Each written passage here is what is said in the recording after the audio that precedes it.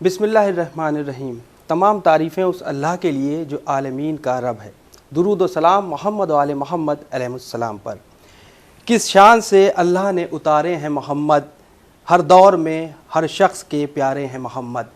ناظرین اکرام سلام علیکم، میں ہوں حسن آصف، آپ کے سامنے ایک بار پھر سے موجود ہوں اپنے پروگرام دی لائف آف حضرت محمد مصطفیٰ صلی اللہ علیہ وآلہ وسلم اینڈ ماڈرن ایرا، یعنی اس پروگرام کے ذریعے ہم آپ تک ان باتوں کو پہنچانے کی پرزور کوشش کر رہے ہیں جو یقیناً آپ کو معلوم تو ہے، لیکن ہو سکتا ہے کچھ باتیں ایسی ہیں جو آپ تک نہ پہنچتی ہوں، اور ہم اس پروگرام میں آپ کی مسلسل ملاقات کرا رہے ہیں ڈاکٹر رضا عباس صاحب سے۔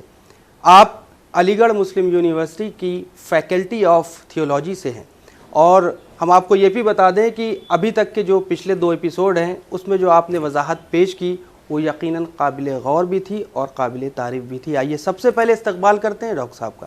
ڈاکٹر صاحب السلام علیکم۔ وعلیکم السلام، شکریہ۔ ڈاکٹر صاحب، جس طریقے سے آپ مسلسل ہمارے ساتھ بنے ہوئے ہیں چینل ون میں جو ہمارا اسٹوڈیو، اس میں آپ مسلسل یہ جو پروگرام کے ذریعے لوگوں تک رسول کریم صلی اللہ علیہ وآلہ وسلم کی جو صحیح بات لوگوں تک پہنچانے کی زحمت کر رہے ہیں، وہ یقیناً ہمارا جو یوتھ ہے ان کا بھی فیڈ بیک آ رہا ہے، اور جو لوگ ٹی وی اسکرین کے سامنے موجود رہتے ہیں ہر وقت، جو چینل ون دیکھتے رہتے ہیں، وہ بھی کافی اس پروگرام کی تعریف کر رہے ہیں۔ ہمارا آپ سے سب سے پہلا یہی سوال ہے کہ رسول خدا صلی اللہ علیہ وآلہ وسلم کی سیرت سے متعلق اگر بات کی جائے، یعنی مسلمانوں کی جو سب سے بڑی ذمہ داری ہے وہ کیا بنتی ہے، خاص کر آپ کی سیرت سے متعلق؟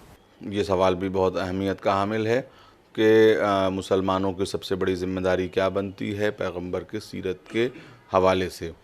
تو پہلی ذمہ داری یہی بنتی ہے کہ پیغمبر کی سیرت کو صحیح پیرائے میں پوری دنیا کو پہچنوائیں، بے شک کہ اصل پیغمبر کی سیرت کیا ہے، پیغمبر کیا بن کے آئے تھے، ان کا پیغام حقیقت میں کیا تھا۔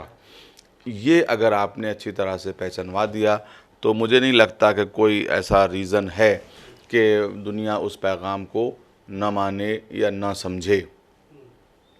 تو پیغمبر کی بنیادی حیثیت کیا ہے؟ میرے اس لفظ سے ہی ظاہر ہے کہ ایک ایسے پیغام کو لے کے آئے کہ جو پیغام سماج کے لیے اکسیر ہے، وہ پیغام جو سماج کو زندگی دینے والا، سماج کو صحت دینے والا ہے۔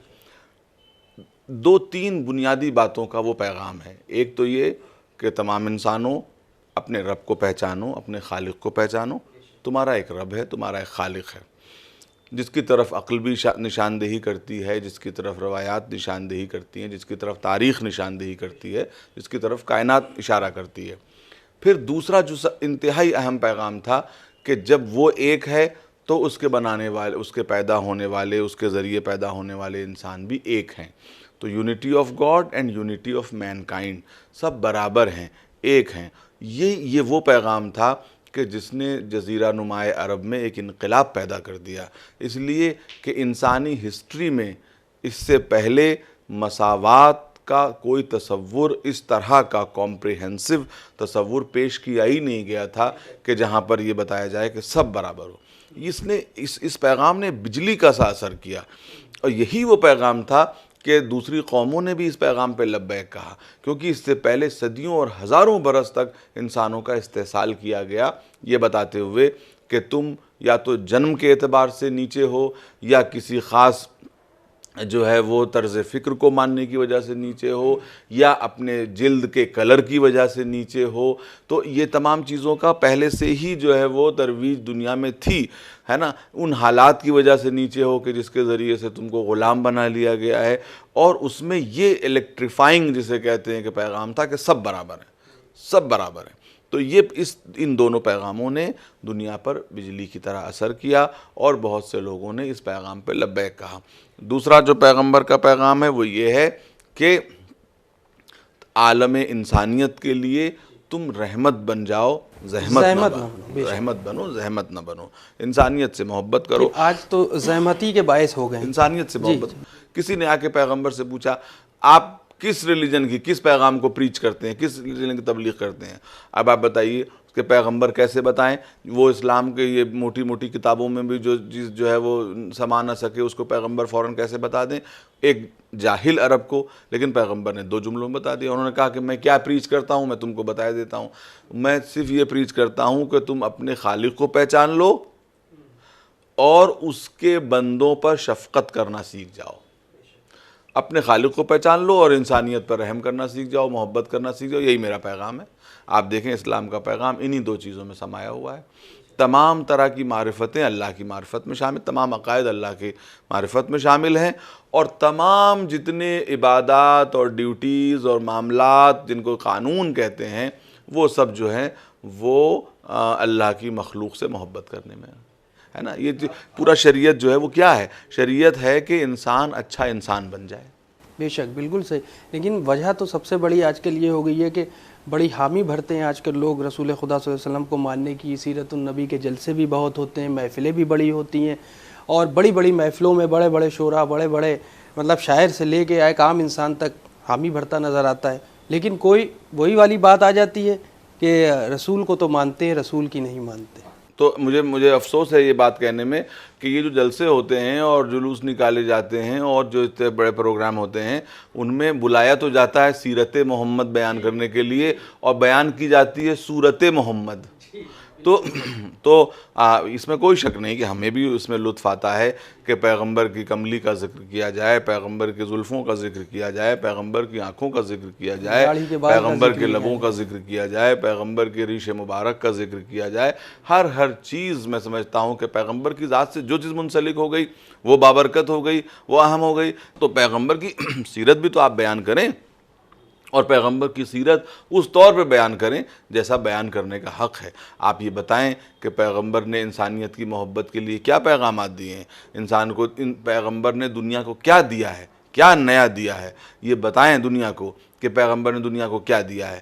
ہم تو بہت سی چیزوں کو بیان کرتے ہیں کہ بھئی یہ دیا ہے، بالکل ایسا میں نے کہا نا کہ ایکویلٹی کا تصور اس طرح کا جو ہے اس سے پہلے ہم دنیا کے کسی مذہب میں نہیں پایا جاتا، کسی مذہب میں ایکویلٹی کا وہ تصور نہیں پایا جاتا۔ مثلا کیا دیا ہے میں بتانا چاہتا ہوں، عورتوں کو جو حقوق دیے ہیں پیغمبر نے وہ کسی مذہب میں نہیں پائے جاتے۔ پیغمبر نے سب سے پہلے تاریخ انسانیت میں بیٹی کو انسان سمجھا ہے اور بیٹی کو باپ کے حق میں جو ہے باپ کے میراث میں حق دلایا ہے۔ کس جو ہے مذہب اور کس سویلائزیشن نے پیغمبر سے پہلے بیٹی کو باپ کے ترکے سے میراث دلائی؟ نہیں دلائی، کوئی کسی میں حق تھا ہی نہیں، نہ ایران میں تھا، نہ روم میں تھا، نہ جو ہے وہ مصر میں تھا، نہ ہندوستان میں تھا، کہیں نہیں تھا۔ اور بہت سی جگہوں پہ تو آج بھی بیٹی کو باپ کے جو ہے وہ باپ کی میراث نہیں ملتی۔ یہ حضرت محمد مصطفیٰ صلی اللہ علیہ وآلہ وسلم تھے کہ جنہوں نے بیٹی کو صرف جینے کا حق ہی نہیں دیا، جینے کے حق کے ساتھ ساتھ اس کو جو ہے وہ اولاد ہونے کا جو ہے وہ احساس کرایا اور بیٹی کے حق میں سے میراث دلائی۔ اس سے پہلے کس نے کی تھی؟ شادی میں جو مہر کا تصور ہے، یہ مہر کس نے دیا؟ اس سے پہلے کہیں آپ نے دیکھا کہ شادی میں دور میں بیٹیوں ہی کے اور لڑکیوں کے، عورتوں ہی کے حقوق زیادہ تر، قانون بھی انہی کے لیے زیادہ ہے، اس کے باوجود بھی حقوق پامال کیے جا رہے ہیں۔ حقوق کیسے پامال کیے جا رہے ہیں؟ ہم آپ کو بتاتے ہیں کہ جب سیرت کو چھوڑ کر کے اور ہم دوسرا کلچروں کو اپنا لیں گے تو یہی تو ہوگا۔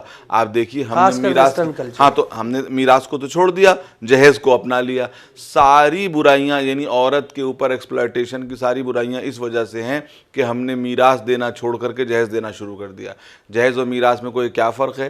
بھائی جہیز اور میراث میں یہ فرق ہے کہ دیکھیے میراث میں کسی کے اوپر کوئی دباؤ نہیں ہوتا، بھائی باپ نے جو کچھ چھوڑا وہ بانٹ دیا گیا شریعت کے اعتبار سے، کسی کو دباؤ ہوا؟ جہیز کا تو یہ ہے کہ چاہے وہ غریب ہو چاہے وہ امیر ہو، اسے کہیں نہ کہیں سے کرنا ہے، اگر وہ اس کے پاس ہے نہیں تو اسے قرض لے کے کرنا ہے، قرض لے کے کرنا ہے اور عمر بھر اسے چکانا ہے۔ یہ کون سی بات ہے؟ یہ کہاں کا دستور ہے؟ تو آپ یہ دیکھیے کہ جب ہم رسم و رواج میں پڑھ کے سیرت پیغمبر کو بھول جائیں گے تو سماج پہ وہی لعنتیں طاری ہوں گی کہ جو ہو رہی ہیں۔ آپ رسم کو ترک کیجئے، سنت کو اپنائیے۔ اگر رسم کو ترک کر کے سنت کو اپنائیں گے ہر ایک کے لیے اس میں وہ ہے۔ آپ سمجھیے تو بیٹی کو، آپ دیکھیے عجیب بات ہے کہ جو ہے وہ بہت سی بیٹیاں یہ کہتی ہوئی نظر آتی ہیں کہ کیسے صاحب ہم اپنے جو ہے وہ میراث کو اپنے باپ سے مانگیں، انہوں نے تو ہماری شادی کر دی، ہماری شادی پہ اتنا خرچ کر دیا۔ ہم یہ کہیں گے کہ بھئی میری بیٹیوں، میری بہنوں، تم اس بات کو سمجھو کہ انہوں نے تمہاری شادی میں جو خرچ کیا، اول تو یہ دیکھنا ہوگا کہ انہوں نے دینی اعتبار سے خرچ کیا یا نہیں کیا. تو بیٹی کی شادی پہ خرچ ہونے سے میراث سے ایگزیمپشن نہیں مل جاتا. تم یہ نہ کہو کہ آپ لا کے دیجئے، بھائی وہ تمہارا حق تسلیم تو کریں، بھلے ہی چاہے تم اس کے بعد اپنا حق تم ہبہ کر دو، تم دے دو، حق چھوڑ دو، لیکن حق چھوڑنے سے پہلے تمہارا حق تسلیم تو ہو. اگر تمہارا تسلیم ہی نہیں ہوگا تو پھر کیسے ہوگا؟ اس لیے کہ یہ تحفہ تمہارے نبی نے تم کو دیا ہے. صاحب ایک سوال بہت امپورٹنٹ ہے جو آج کے معاشرے کے لیے خاص کر یہ ہم نے بھی دھیان دیا اور لوگ دیتے بھی ہیں کہ رسول اللہ کا بہت ذکر ہوتا ہے، بہت ذکر ہوتا ہے، محفلوں میں بھی ہوتا ہے، سبھی مسلمان کرتے ہیں، لیکن بی بی فاطمہ زہرا سلام اللہ علیہا کا ذکر اتنا کیوں نہیں ہوتا؟ دیکھیے یہ ایک شکایت بھی ہے. کیوں ہم شادی میں جہیز لیتے ہیں؟ پہلی چیز اگر ہم جہیز کے اوپر آ جائیں، شادی میں جو جہیز دیا کیسے ہوئی تھی شادی؟ اگر ہم سیرت کی بات کرتے ہیں کہ رسول کی سیرت پر عمل کر رہے ہیں تو ان کی بیٹی کی بھی سیرت اپنانا ہوگی، تو اس پر بھی روشنی ڈالیں تھوڑی سی، خاص کر اس معاشرے. بالکل. آپ دیکھیے کہ پیغمبر نے اپنی بیٹی کی کہ جس کو انتہائی محبت کرتے تھے، اتنی زیادہ محبت کرتے تھے کہ تاریخ انسانیت نے کوئی باپ ایسا نہیں دیکھا جس نے اپنی بیٹی سے اتنی محبت کی ہو. اور اس کے بعد اس نے اپنی بیٹی کی شادی کتنی سادگی سے کی. اور وہ بیٹی کون ہے؟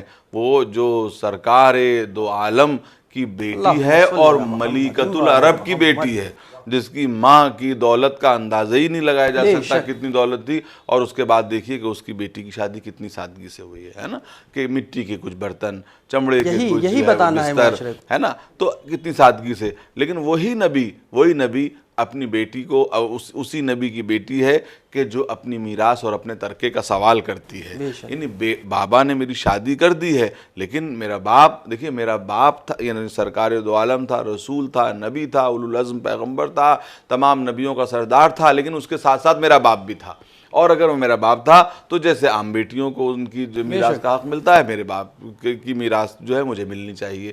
تو ہم ان چیزوں کو اپنائیں، پیغمبر کی سنت کو اپنائیں. پیغمبر نے جس طرح اپنی بیٹی کی شادی کی، ہم ایسا جو ہے وہ شادی کرنے کا حوصلہ رکھیں. تو دیکھیے آپ برکتیں اور نعمتیں اور رحمتیں ہمارے گھروں میں نازل ہوتی ہیں یا نہیں ہوتی ہیں. اگر ہم بات کریں تعلیم سے ریلیٹڈ، حضرت محمد صلی اللہ علیہ وآلہ وسلم کی سیرت کو اپنے ذہنوں میں رکھتے ہوئے تو ہمیں کیا سیرت ملتی ہے حضرت محمد صلی اللہ علیہ وسلم کی، خاص کر تعلیم سے ریلیٹڈ؟ تعلیم سے ریلیٹڈ سب سے بڑی بات آپ یہ دیکھیں کہ خاص کر معاشرے کے لیے، کیونکہ ہم کو سیکھنا ہے. ہمارا دین، آپ سمجھ لیجئے، ہمارا دین جہالت سے علم کی طرف ہجرت کرنے کا دین ہے. ہمارے دین کے پیغام کی ابتدا قلم سے ہوئی ہے. بے شک. نون والقلم، کہ جو ہے وہ قلم کی قسم کھائی گئی ہے. اقرا بسم ربک الذی خلق، پڑھو اپنے رب کے نام کے ساتھ کہ جس نے جو ہے وہ پیدا کیا. تو علم کا ذکر، قلم کا ذکر. اب قلم کا ذکر کیوں کیا جا رہا ہے آپ بتائیے؟ کہ نون والقلم وما یسطرون، کہ قلم، نون کی قسم اور قلم، نون جو ہے وہ حروف مقطعات میں شامل ہے، والقلم، اور قلم کی قسم، اور جو کچھ اس سے لکھا جاتا ہے. عجیب بات ہے کہ قلم جو ہے وہ تو عرب کے معاشرے میں بکتا بھی نہیں تھا، بازار میں بکتا بھی نہیں تھا. کیوں نہیں بکتا تھا؟ اس لیے کہ بکتی وہ چیز ہے جس کی ڈیمانڈ ہوتی ہے. تو عرب میں لکھنے والے ہی نہیں تھے تو قلم کیا بکتا؟ مگر اس قلم کی قسم کھائی جا رہی ہے یہ بتانے کے لیے کہ اب یہ جو نیا دین آ رہا ہے، یہ جو نیا پیغام آ رہا ہے، جو نیا نظام آ رہا ہے، یہ قلم کا نظام ہے، یہ علم کا نظام ہے. اور ہمارے نبی نے تعلیم، علم حاصل کرنے کو آپ دیکھیے کہ صرف حق نہیں بیان کیا، بلکہ کیا بیان کیا ہے؟ فرض بیان کیا ہے. حق وہ چیز ہے جس کو چھوڑا جا سکتا ہے، فرض وہ ہے جسے چھوڑا نہیں جا سکتا. UN چارٹر میں جو ہے وہ علم حاصل کرنے کا حق دیا گیا ہے نا، حق دیا گیا ہے. اور UN چارٹر کب بنا ہے؟ 20ویں صدی کی ابتدا میں بنا ہے، کہ اس میں جو ہے وہ حق دیا گیا ہے. ہمارے نبی نے 1400 سال پہلے کہا طلب العلم فریضۃ علی کل مسلم و مسلمۃ، سب کے اوپر فرض ہے. تو تعلیم حاصل کرو اور جو ہے وہ علم کی روشنی کے ساتھ اپنے دین کو اپناؤ. اپنے دین کو اپنانے میں انفیریورٹی کمپلیکس کا شکار نہ ہو.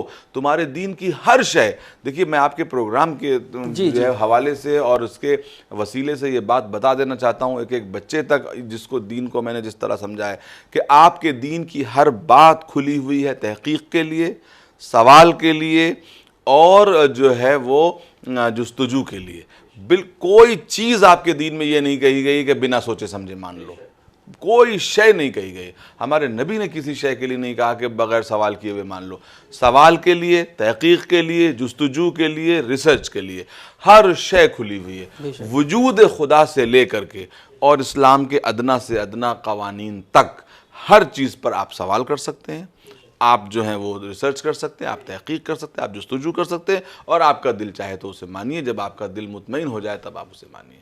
تو یہ ہمارے نبی کا وہ ہے. ہمارے نبی نے کچھ ایسا نہیں کہا کہ میں کہہ رہا ہوں تو مان لو. نہیں, اپنی عقل سے فیصلہ کرو, دیکھو کہ تم اس نتیجے پہ پہنچتے ہو کہ نہیں پہنچتے. ڈاکٹر صاحب اقتصادی نظام پر بھی ہم چاہیں گے تھوڑی سی روشنی ڈالیے. اب تعلیم کی بات ہو گئی تو اس کے بعد ادھر بھی تھوڑی سی روشنی ڈال دیجیے. جی, اقتصادی نظام ظاہر ہے کہ کسی بھی حکومت, کسی بھی نظام کے لیے انتہائی اہمیت کا حامل ہے اقتصادی نظام. ہمارے نبی نے ایک ایسا اقتصادی نظام کے تصور کیا تھا کہ جہاں جو ہے وہ پونجی کچھ خاص لوگوں کے ہاتھوں میں نہ رہ سکے.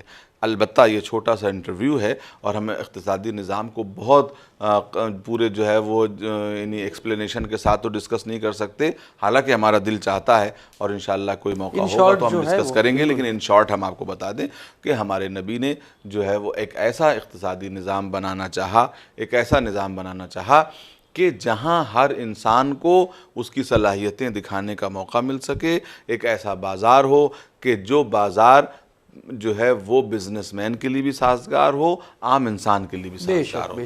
ہمارے نبی نے سب سے پہلا جو ہے پیغام یہ دیا کہ تم اپنی جائز محنت کی کمائی میں دوسروں کا حق قبول کرنے کے لیے تیار ہو جاؤ.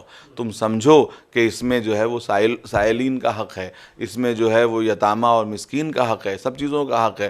اب دیکھیے ہوتا کیا ہے, دنیا میں دو بنیادی طور پہ اقتصادی نظام چل رہے ہیں. ایک کمیونسٹ نظام چل رہا ہے اور ایک کیپٹلسٹ نظام چل رہا ہے. کمیونسٹ نظام میں ہوتا کیا ہے کہ انڈیویجول کی آزادی ایک دم چھین لی جاتی ہے, سب کچھ سرکار کے ہاتھ میں ہوتا ہے. کیپٹلسٹ نظام میں ہوتا یہ ہے کہ انڈیویجول جو چاہے کرے, جس طرح چاہے کمائے اور جس طرح چاہے خرچ کرے.